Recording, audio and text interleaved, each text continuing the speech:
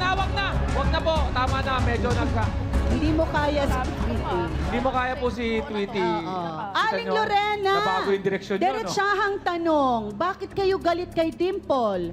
Kapitbahay ko lang po yan. Bakit ka galit? Ano po yan? Malandi po yan. Nilalandi niya yung anak ko. Talaga lang, oh.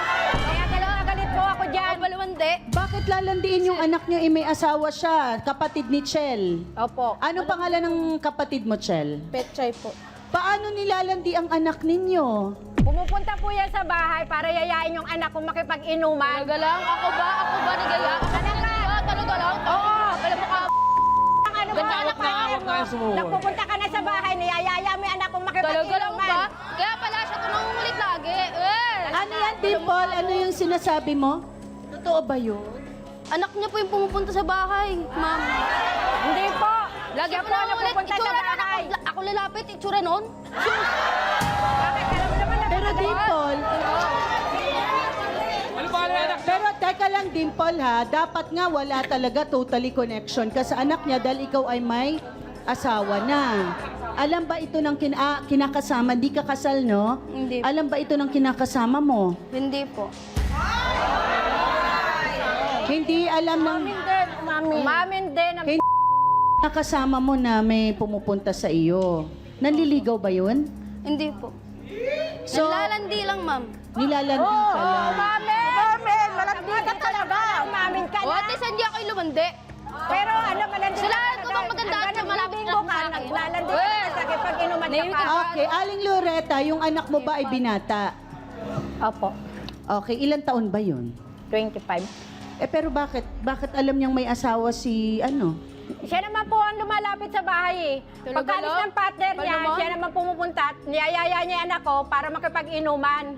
Okay, may mali ha, Dimple, kasi may kinakasama ka na. Kayo pa ba ng kinakasama mo? Opo. Tapos may anak kayo, Tapos ha? pag pinagsasabihan ko po siya pa po yung nagagalit. Bakit? Nangyayari lang naman yun dahil Tapos- sa kapatid mo eh. Ano nangyari? Okay, wait. Nangyayari lang yun dahil sa kinakasama mo sa kapatid mong si Petchay. Ba't anong problema mo sa kinakasama mo kay Petchay? Kaya Paano nga, po kasi? nagtatrabaho yun. Tapos, O, ano? Ano? nagtatrabaho yun. Sus. Nagtatrabaho yun. Sinusustentuhan Okay, kayo. nagtatrabaho and Ano then... ang tawag mo doon? Anong dahilan mo para gawin sa kapatid ko yun? Talaga. Diba? Ano ang dahilan mo nga, Dimple? Anong dahilan mo? Kasi Lagi malandi po kasi ka. kami nag-aaway dahil lang din po sa pera. Bakit nga? Kasi... Paano po magbibigay po siya, ma'am? Isang linggo, 1,500, 1,200? O kasi Kasya nagbibigay ba ka. yun? Talaga Sugal ba? ka kasi. Kahit naman nung hindi pa ako nagsusugal, ganun din ah. Hindi, malandi ka talaga. Ako pa nanliligaw. Sinasabi mo talaga. Malandi! Tawag mo sa sarili mo. Tayo Huwag nagbibigo mo gawin salamin mo, malandi ka rin. Malandi, matanda na. Ate Lorena, malandi ka Hindi, rin. mama. Oh, naman. Matanda na ako. Dalawa-dalawa asawa. Ha? Ma'am, yan nga yung malandi. Ma'am, dalawa-dalawa asawa. May asawa Dalawa na. asawa? pupunta pa yung isa. Oh, wala na kami nun. Wala At least malandi ka pa rin. Malandi ka pa din. Dalawa din asawa mo. Hindi naman yun ang point, 'di ba?